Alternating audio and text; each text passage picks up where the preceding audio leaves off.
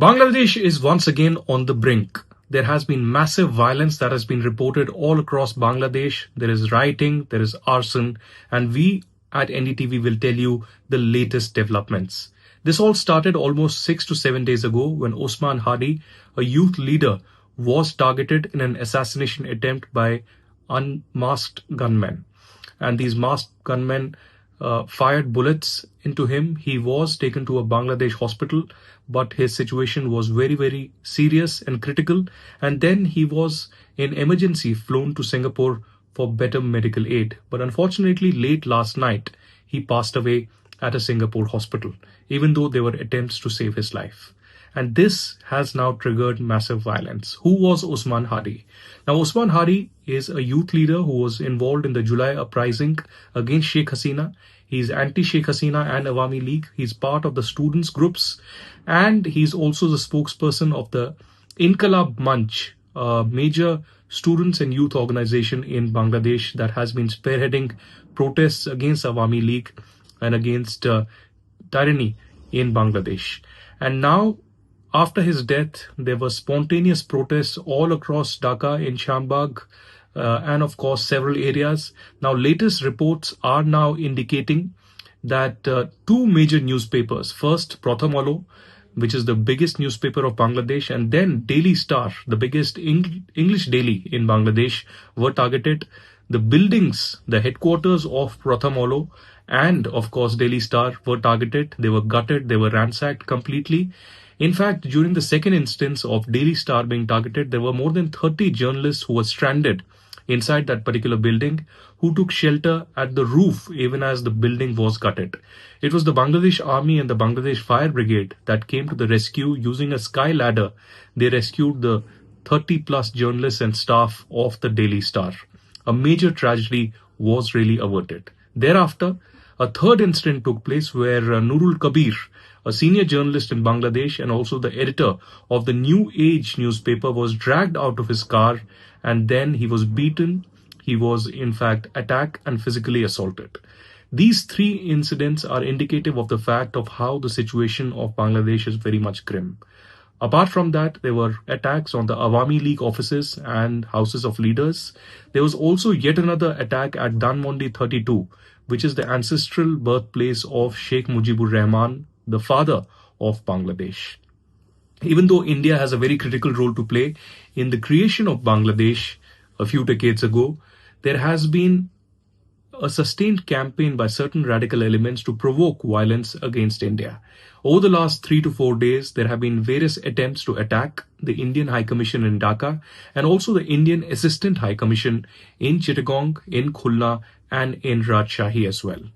India has in total 5 diplomatic missions in Bangladesh. India has, of course, the main High Commission in Dhaka, and apart from that, 4 different assistant high commissions which function almost similar to a consulate.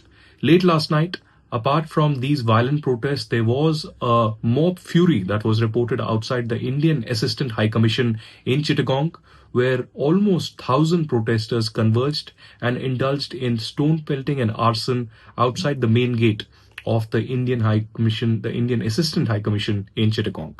Now, we are being told that there was no damage to the property. All Indians and diplomatic staff are safe right now, and Bangladesh Army has been deployed at critical and sensitive areas, including the Indian diplomatic missions all across Bangladesh. It's a very sensitive situation right now, even as protests increase. Now, the National Citizen Party, which is of course the Students' Party, a political party of Bangladesh, newly created by students and youth, has now given a call for Friday Jummah protest, which means after the Friday prayers, the protesters will come out and converge and indulge in massive protests, and perhaps violence is likely to increase yet again. In this entire matter, the entire question mark now comes on Muhammad Yunus, who is the chief advisor of the Bangladesh government. There is no probe or investigation that has led to any of the arrests right now as to who was responsible for the killing of Osman Hadi. In fact, at this particular time, the chief advisor, Muhammad Yunus, did come out in a late night address to the nation, offering condolences to the family and the supporters and friends of Osman Hadi, saying that there will be a one-day national mourning on Saturday, and of course asking them to give an opportunity to the investigative agencies and the law enforcement to investigate this case, and of course have patience so that the perpetrators can be arrested. But there's been no progress over the last 1 week.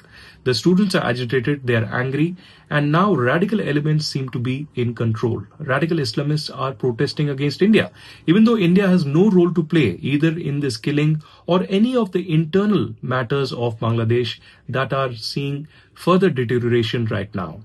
The big question mark is also on how Mohammad Yunus has failed to restore democracy in Bangladesh. Elections have been announced for early next year, but as of now, it doesn't seem like they will be free and fair elections.